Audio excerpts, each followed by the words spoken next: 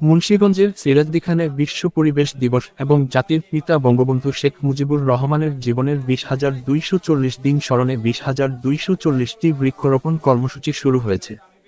এ উপলক্ষে উপজেলা প্রশাসনের উদ্যোগে আজ বুধবার সকাল 10:30টার দিকে উপজেলার বয়রাগাদী ইউনিয়ন পরিষদ ভবন থেকে 1000 ফলজ ও বনজ চারা গাছ শিক্ষার্থীসহ বিভিন্ন শ্রেণী পেশার মানুষের মাঝে বিতরণ করেন উপজেলা নির্বাহী কর্মকর্তা সাব্বির আহমেদ। এ সময় উপস্থিত ছিলেন বয়রাগাদী ইউপির চেয়ারম্যান গোলাম হাবিবুর রহমান সোহাগ, উপজেলা বন কর্মকর্তা আব্দুল লতিফ, সিরাজদিখান প্রেসক্লাবের সাধারণ সম্পাদক আব্দুল্লাহ আল মাসুদ, ছোট পাউদিয়া সরকারি প্রাথমিক বিদ্যালয়ের প্রধান শিক্ষক ভারপ্রাপ্ত দায়িত্ব স্বপন কুমার দত্ত, বয়রাগাদী ইউপির সচিব কাউসার আহমেদ, সদস্য মোহাম্মদ ইয়াছিন শেখ, তন্ম ইসলাম স্বপন, মোহাম্মদ শামসুল ইসলাম, মোহাম্মদ হান্নান মোল্লা, জামাল উদ্দিন ব্যাপারী, মোহাম্মদ সোহাগ মৃধা, শেফালি বেগম সহ বিভিন্ন শ্রেণী পেশার মানুষ।